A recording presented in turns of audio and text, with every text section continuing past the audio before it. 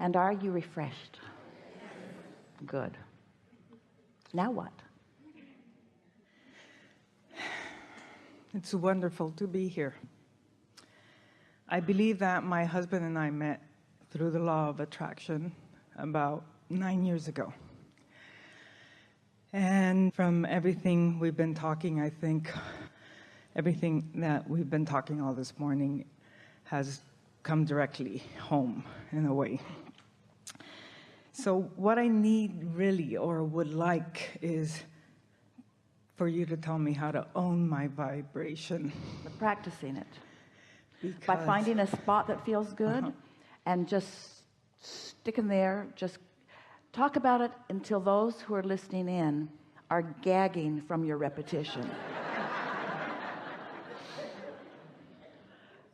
Just by rubbing in the good stuff, by finding a place that feels good and then just talking about how it feels good and how much you like it and how other things remind you of it.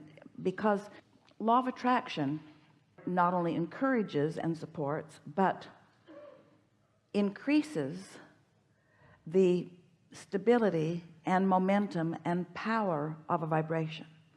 So when you find it and it feels good, just linger there longer. Just linger there longer. It helps if your powerful intention is to feel good, so that if you're in the middle of something that doesn't, you find yourself willing to shy away from it, even willing to get up and leave a table discussion or put yourself in a different environment. In other words, caring first and foremost about the way you feel, and then doing everything to support that. That really is the way you own the vibration that puts you in the receptive mode. It's the way you own any vibration, wanted or unwanted. More airtime. It just gets kind of cloudy, and then when I want to act on it, it starts not feeling right sometimes. This will help you. Esther's been noticing her favorite state of being is one of clarity. So she even enjoys now, because clarity is her goal, because clarity equals alignment, because clarity is the indication of alignment. No split energy. No, should I do this? Should I do this? Clarity is this. I'm going to do this. So since clarity feels so good, what Esther has begun to notice quite a bit is that sometimes things that she formerly would have said, I don't want to experience, are the reason for the clarity. Don't you sort of like knowing what you want to think about? And isn't it helpful to know that when you think about what feels good, that is to your advantage, and when you think about what doesn't feel good, it is not to your advantage? And so it's an interesting thing. We love you all so much, but we find it interesting how willing you are to put up with things that don't feel good for the sake of becoming clearer, for the sake of being objective, for the sake of not wanting to hurt someone else's feelings. All kinds of reasons that really don't stand up in terms of advantage to you. A lot of it is because you've been trained by others who were not in alignment during their training process with you, that it's important that you serve others. And we are not discouraging being uplifters. We are not discouraging helping where you can. But if serving others is more important to you than serving yourself by finding alignment, then most important, you won't feel good. And next, in that not practicing of the vibration and therefore not owning it, you have very little to offer them other than commiserating in their discord or their discomfort. So once you get hold of this and you're experiencing the clarity that comes from following the thoughts that feel good to you, before long you won't be in that ambivalent place and that place of confusion. Just say to yourself, when you feel confused, well, clearly I've been splitting my energy so much that I'm not experiencing clarity. what is it that I want now and why do I want it, or get off the subject altogether.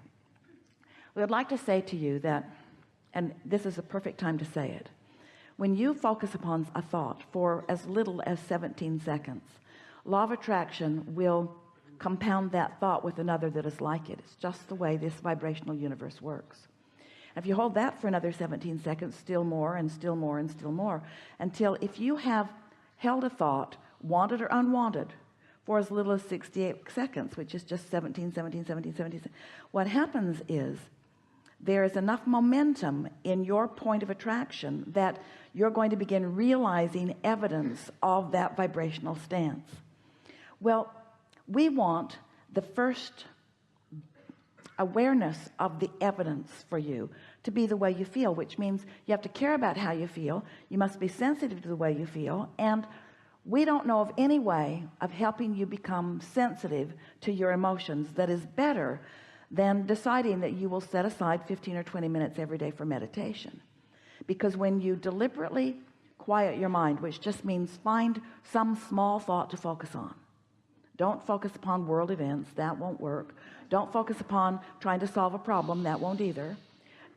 Focus on something like the sound of a drip of a faucet, or Esther likes to focus upon the sound of the air conditioner if there is one, or a note that she is holding either audibly or in her own mind. Just something that is not a big thought but that you can focus on, because as you focus on a thought that's not a big thought, the active thoughts, the momentum of them will subside, and you will find yourself in a vibrational place of non-resistance, which allows your frequency to get up to speed with who you really are, and clarity comes from that. So caring about how you feel and beginning to notice that, aren't there subjects that as soon as you get on them you feel uncomfortable? Stay away from those subjects. But the thing about this business of attraction is there's no staying away from anything. You can't stay away from something without stepping right in the middle of it. I'm not going to think that thought that I'm thinking right now. I'm not going to think that thought because it doesn't feel good and I don't like the way I'm feeling right now, so I'm not going to think about that anymore, because when I think about it I don't feel good, and not feeling good isn't what I want, and I'm tired of not feeling good, and so I'm just not going to think about that anymore, and I'm tired of talking about it too. I'm not going to talk about it. I'm not going to think about it, because last time I was thinking about it I started talking about it, and then they called me and we were talking about it more, and then we talked about it around dinner, and I think it's time that I give up that thought because I can see it is not serving me, so I'm not going to think about that thought that I'm thinking about it. I'm not going to think about that thought anymore. I'm just really tired of thinking about that thought. It just seems like it's just getting bigger and bigger and bigger, and I think there should be a group and there should be a 12-step process to get rid of those thoughts. I think that we should get rid of those thoughts. I should be able to find a way to get rid of those thoughts. I need to get rid of those thoughts because this thought clearly is not serving me. This thought is not serving me. Damn, I am not going to think about this thought anymore. I'm just tired about thinking about this thought. I think I'll take a nap. Finally, you found a way to stop the momentum of that. So it's not about avoiding a thought, it's about finding another thought. But you can't find the other thought in the middle of the thought, and that's what makes it hard for you. So often you find yourself, you know your guidance is working, you know you don't feel good, you know that you're on a track that isn't serving you and isn't serving whoever it is you're talking to about it. You can feel it. Your body will actually start to crumble right before you if you hang on to that long enough, and so you know that this is not a good train of thought for you, and yet you can't get off of it because momentum has you in its grips. The law of attraction, momentum. So what you want to do is just acknowledge, well, law of attraction is just doing its thing, and I've got this thing activated way longer than I meant to, but it's all right because I now know what to do. And now I'm going to do whatever I can do to try to distract myself from that. And sometimes you can distract yourself and sometimes you can't. But sleep will distract you. Meditation will distract you. But it's hard to go into meditation when you've got a strong momentum about something that's bothering you, because you'll just use that time to chew on what's bothering you. You'll just do it silently. And so understanding it matters. And understanding that while you sleep, momentum subsides, and that when you awaken you have the best possibility of finding a better feeling thought. And if that is just your soft and gentle but deliberate intention, you'll just find more and more and more and more of the thoughts that feel good, and the thoughts that don't feel good will stick out in a stronger way. And here's the most important part: you'll catch it in the early subtle stages when it is easy to deflect it. Jerry used to tell a story. It was one of the first stories Esther remembers hearing from him about being a deliberate creator. And he said He can remember sitting in front of a fireplace, and there was some sort of a log in the fireplace that was really crackling and popping. He said it was a chinkapin log.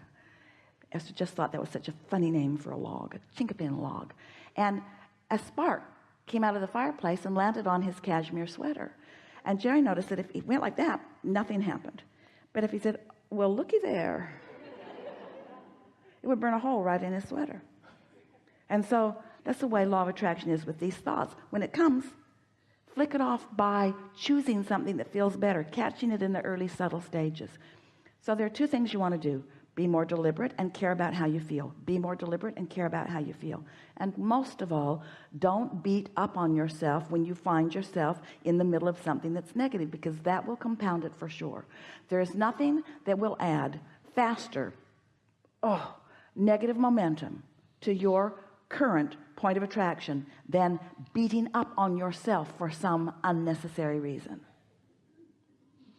And we're saying that directly to you, to all of you, but directly to you, because that's your MO. In other words, I'm not really where I want to be, and there's something really wrong with that, and I should be doing better by now. And none of that's true, because you're right on your path. You have a clear understanding of this. Every day you're holding a stronger confidence in a vibration that serves you, and the manifestations of your life are reflecting that.